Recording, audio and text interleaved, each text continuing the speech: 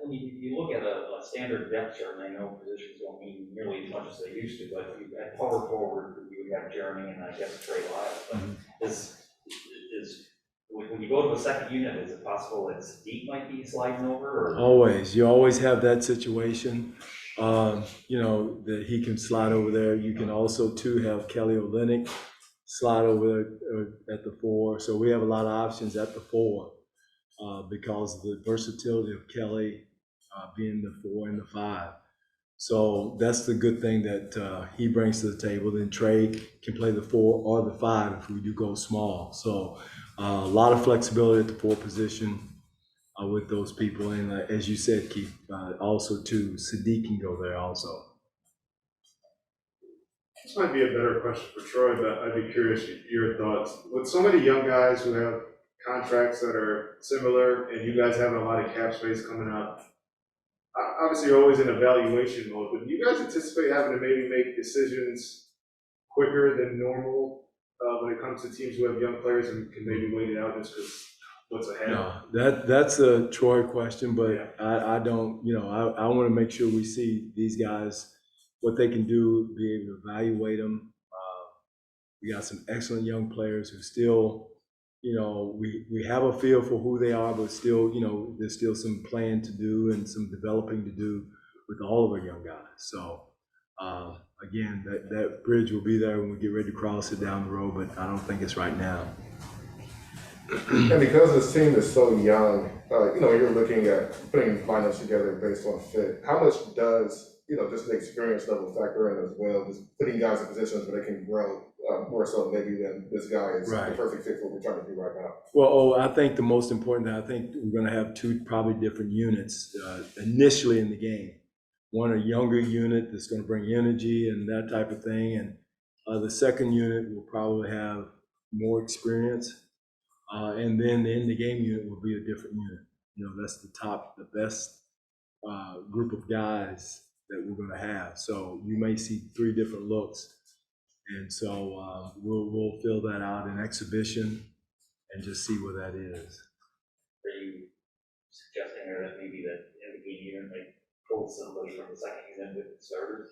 Yeah, no, I would say that's a pretty good assumption, Keith. Well, again, I'm sorry. I would say this too, again, at some point we have to grow the younger players and put them in situations, in the game situations. We're trying to do that in practice. You'll probably see some in the game young guys just to get them a feel, whether it's taking the ball out of bounds or drawing up a play for them for an in the game shot. So they get a feel of how it is with 5 seconds, 6 seconds to go in the game, and the only way they're going to learn that is to be in there. So exhibition season, you may see some guys in there that to look at that.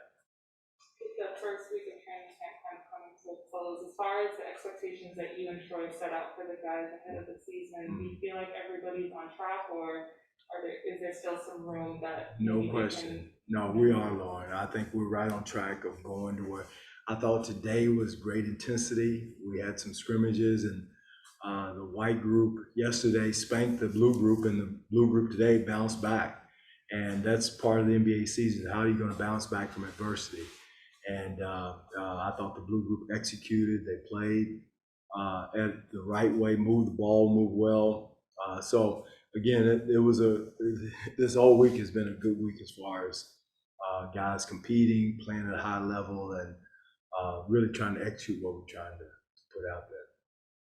Oh, you can strike a balance. I know you want to play at a good pace, but you got such a young team, and you're also at the same time cautioning against you don't want to be 27 turnovers again. How do you kind of strike that balance? That is an age-old issue, Keith, and I think about that a lot. Just because one thing you want to create, and all the numbers show you, all the analytics show you, the earlier you get into your set, the faster you play, the high likelihood that you're going to have a high points per possession.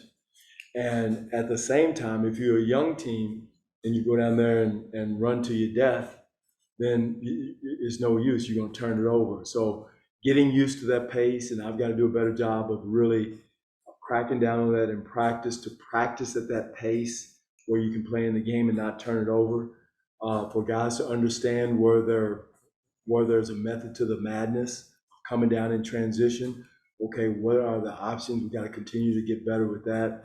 So that's an age-old question, but I am convinced you got to come down and play with pace, because you can't walk it down and set it up every time. It's just the defenses are too prepared and too good to come down and attack a set defense every time. You got to come down and get some quick buckets, some easy buckets, or try to get them to make a mistake and be well organized after that initial thrust is not there.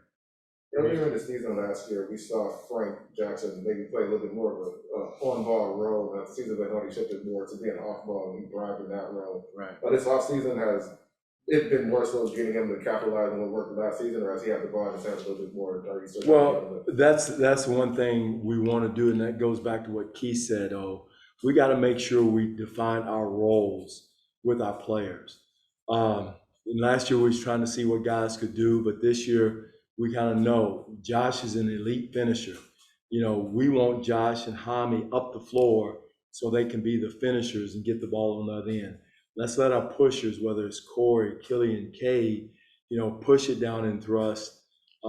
Maybe, Josh and 𝐒𝐻𝐈 will bring it down 2 out of 10, but lessen those numbers and make sure we get it to our pushers' hands to create the tempo, create the pace, wings run, get down the floor, and get it up, and where you can get it up to you. Now you can go finish and make decisions from there. It's a big difference from making a decision full court than it is in 3/4 court or half court once you get it in transition. So that's our philosophy, what we want to get to.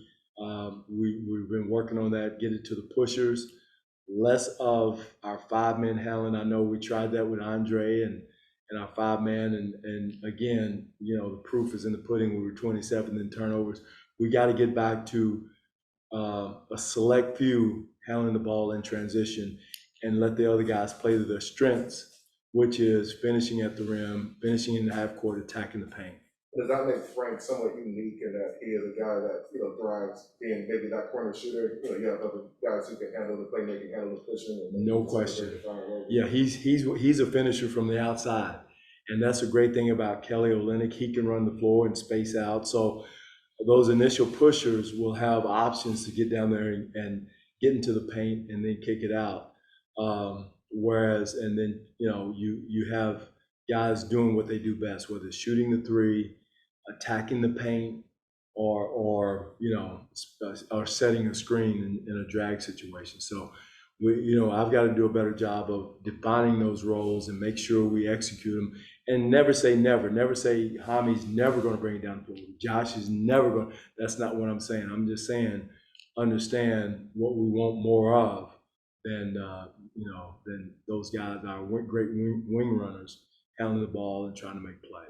When you talk about the young guys learning how to play with pace, those second-year guys come in with a little bit more comfortability on what needs to be done and how you expect them to play. No question. Which it goes. No question, James. That's been very evident from day one, where Sadiq is playing with far more confidence. Killian is playing with far more confidence. Isaiah, those guys are playing with a lot of, I would say, confidence and being comfortable. Comfortable in their roles, and even Josh and 𝐒𝐻𝐈 is doing a good job of kicking it ahead and running the wings and doing what they do best, instead of trying to come down, make a play, and so our whole goal is not to take away from anybody's game, but to cut down turnovers and put people in position where they can play to their strengths. We've got one on Zoom. Okay. This Christos. Christos, how you doing? Good. I'm fine. How about you? Can't complain. If I did, nobody cared. Great. First of all, have a nice and healthy season. And I would like to ask you, how many steps forward you see that your players take so far in this training camp, especially the rookie guys? And also about Cade, what impressed you most about his adjustments and about his acclimation in the team so far? Well, one thing with Cade, he's been out for the last few days with the ankle sprain. It's nothing serious. We want to make sure it's, he comes back and doesn't where it's fully healed and not re-injure it, and that way he misses more time. Let's go ahead and get it 100%, then bring him back, because the worst thing for him is to miss more time now and then later on. So, but his basketball IQ, Christos, is off the charts. His talent is great. Yeah, that's why he was the #1 pick. But what's most impressive of him is his basketball IQ, the way he sees things, his natural leadership ability. You know, a lot of times guys like that are playing chess when everybody else is playing checkers. So that's kind of the player he is. But, you know, we want to make sure he's healthy. But as I said earlier, the intensity level, the comfortable feeling that the players have going into this year, used to the offensive plays and sets and defensive schemes,